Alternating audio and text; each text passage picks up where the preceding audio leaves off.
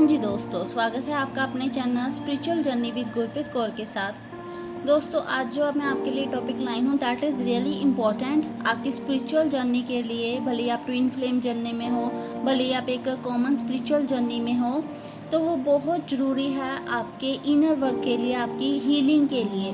तो वो टॉपिक क्या है दोस्तों कि हमें दूसरों को ब्लेम करना छोड़ना होएगा। क्योंकि जब हम दूसरों को ब्लेम करते हैं, भले ही हमारी लाइफ में कुछ भी हो, हम बहुत बुरा अनुभव करें, हमारे जो है पास्ट एक्सपीरियंस है वो बहुत ही बुरे रहे हैं, और जब हम उन चीज़ों के लिए दूसरों को ब्लेम करते हैं तो उन चीज़ों के लिए हम क्या हैं, खुद को हील नहीं कर पाते। जैसे मान लो कि अगर आप अपनी जो भी आपकी लाइफ में घटित हुआ है, जब आप उसके लिए दूसरे लोगों को ब्लेम करोगे और आप उन चीज़ों की रिस्पॉन्सिबिलिटी खुद नहीं लोगे, तो how you can heal yourself. तो आप कैसे उन चीज़ों को हील करोगे। जैसे एक बहुत ही कॉमन एग्जांपल लेते हैं। मान लो आपको एक प्रोजेक्ट मिला है एक टीम के साथ, और आपने अपने उस प्रोजेक्ट में अपना 100% दिया है, आपने सारी मेहनत की है, पर आपसे कहीं ना कहीं जाने अनजाने में आपसे हो सकता है कोई गलती हो जाए उस प्रोजेक्ट के लिए, जिसकी वजह से आपका जो प्रोजेक्ट है वो फ्लॉप हो जाए और आपको उस चीज़ का रियलाइज़ ही नहीं है। तो आप क्या करते हो, आप उस चीज़ का ब्लेम अपने टीम मेंबर्स को दे दोगे कि हाँ मैंने तो अपनी तरफ से पूरा 100% करा था, बट कहीं ना कहीं अगर प्रोजेक्ट फ्लॉप हुआ है तो वो मेरे टीम मेंबर्स की वजह से हुआ है। तो आप क्या करोगे, आपका जो माइंड है वो बिल्कुल फ्री हो जाएगा। आप फिर एरर तो ढूंढ ही नहीं पाओगे कि प्रोजेक्ट में एरर क्या था, किसकी वजह से प्रोजेक्ट फ्लॉप हुआ है, बल्कि आप तो ये कह के पीछे छुड़ा लोगे कि भाई मेरी गलती तो नहीं थी, टीम मेंबर्स की गलती थी, तो वो देखें, वो रिजॉल्व करें। तो भले गलती किसी की भी हो, आपकी गलती हो या फिर आपके टीम मेंबर्स की गलती हो, लेकिन आप तो कम्प्लीटली उस चीज़ से पीछा छुड़ा लिया। तो इन अ सिमिलर वे जब हम ऐसा करते हैं, जब हम अपनी चीज़ों के लिए, अपने जो भी हमारी लाइफ में घटित होता है, हम दूसरों को उस चीज़ का ब्लेम मान लेते हैं, हम दूसरों को ब्लेम कर देते हैं, तो कहीं ना कहीं हम अपनी जो हीलिंग है उसको स्टॉप कर देते हैं। फिर तो हम अपनी इमोशंस को, आपको पेन हो रहा है, आपको कहीं पे कोई गिल्ट की एनर्जी, कोई शेम की एनर्जी है, तो जब हम उसको हीलिंग थेरेपीज करते हैं तो कहीं ना कहीं आपके लिए वो ब्लॉकेज बनता है। आप खुद को हील नहीं कर पाते, आप दूसरों को माफ़ नहीं कर पाते। क्यों? क्योंकि कहीं ना कहीं आपकी ईगो जो है वो आपको ये रियलाइज़ करवाता है कि भाई ये तो उसकी गलती थी, वो तो कल्प्रिट था, मैं तो विक्टिम था। तो ये बहुत ही ज़्यादा हिंड्रेंस होता है हमारी हीलिंग प्रोसेसेस के लिए। इसलिए हमें खुद को हील करने के लिए हमें क्या है, अपने जो भी एक्शंस हमारे साथ घटित हुए हैं, जो भी हमने लाइफ में फेस करा, उन सब की रिस्पॉन्सिबिलिटी हमें खुद लेनी होएगी। अगर मैं आपको बोलूं कि आपको दूसरों को नहीं, खुद को ब्लेम करना है हर चीज़ के लिए, तो कहीं ना कहीं फिर तो आप अपने आप को डांट ही जाओगे कि हाँ जो सब कुछ मेरे, फिर तो आप गिल्ट की एनर्जी में आ जाओगे। तो गिल्ट की एनर्जी में भी नहीं आना, हमें दूसरों को भी नहीं ब्लेम करना। तो हमें इस चीज़ को हील कैसे करना है, उसको करने से पहले हम ये समझ लें कि आखिर हमें दूसरों को ब्लेम करना क्यों नहीं है। क्योंकि जब हम इन चीज़ों को लॉजिकली, प्रैक्टिकली अगर हम इस चीज़ को समझें तो वो चीज़ हमारे लिए बहुत ईजी हो जाएगी प्रैक्टिकली करनी, कि हाँ हमारी सोल अपने आप सेटिस्फाई हो जाएगी कि हाँ हमें क्यों नहीं दूसरों को ब्लेम करना। ठीक है, तो चलिए शुरू करते हैं। हम सबसे पहले ये समझते हैं कि हमें दूसरों को ब्लेम क्यों नहीं करना।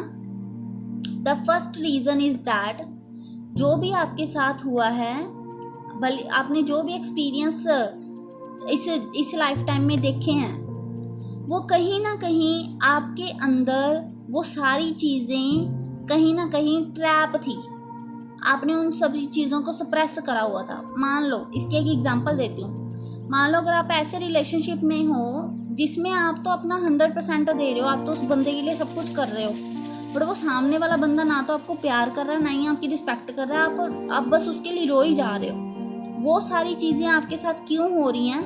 क्योंकि वो जो डिवाइन है, वो सोल है, आपकी जो सोल है दैट इज़ रियली पावरफुल, जो डिवाइन है वो भी बहुत पावरफुल, वो ऐसा क्यों कर रहा है आपके साथ, और वो ऐसे ही बंदों को आपकी लाइफ में भेज रहा है कि बार बार आपको, जो आप तो अपना 100% देते हो लेकिन वो सामने वाला बंदा आपको नहीं देता। फिर आप नई रिलेशनशिप्स में आते हो, तब भी आप अपना 100% देते हो, बट सामने वाला बंदा आपको 100% नहीं देता। इवन वो आपको चीट करता है, आपको रुलाता है। आपके साथ यही सब कुछ बार बार रिपीट होता रहता है। और ऐसा कब तक रिपीट होता है? जब तक आप ये नहीं समझते कि आपके साथ वो सब इसलिए हो रहा था, कहीं ना कहीं आप खुद को ऐसी एनर्जी में रखते हो। मीन्स आप खुद को प्यार नहीं करते, आपको खुद की केयर नहीं है, आप सेल्फ लव में नहीं हो, तो वो चीज़ आपको क्या सिखाती है कि आप सेल्फ लव में आओ। अगर आपको बार बार धोखे मिल रहे हैं, आपको सामने वाला बंदा चीट कर रहा है, तो वो चीज़ आपको, वो उसका लेसन क्या है कि भाई तू सेल्फ लव में आ, तू पहले खुद को प्यार कर। खुद को प्यार, अगर हम खुद को प्यार करेंगे तो सामने वाला बंदा भी हमें प्यार करेगा। That is really common in twin flame journey. तभी जो डिवाइन मैस्कुलिन होता है वो बार बार हमें यही चीज़ ट्रिगर, वो बार बार हमें ट्रिगर क्यों करता है? क्योंकि हम सेल्फ लव में नहीं होते। वो हमें बार बार इसी वजह से ट्रिगर करता है कि हम खुद को सेल्फ लव में आए, हम खुद को हील करें। तो that is a first reason. Second thing is that ये जो सोल है इस धरती में आने से पहले, ये वाले बर्थ से पहले, न जाने उसने कितने ही लाइफ टाइम्स, कितने ही बर्थ देखे हैं, और उसने अपनी पुरानी लाइफ टाइम्स में पता नहीं उसने कितना कुछ फेस करा हुआ है।